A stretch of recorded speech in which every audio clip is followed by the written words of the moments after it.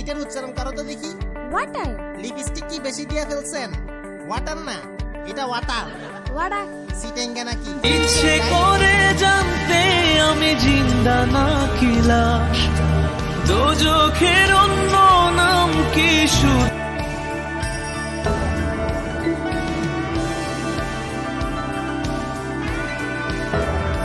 অন্যের মেয়ে মাথায় কাপড় না দিলে দেয়া দাও, আর নিজের মেয়ে রাস্তায় অন্য ছেলে হাতে সেটা ঠিক যায়। লাইকি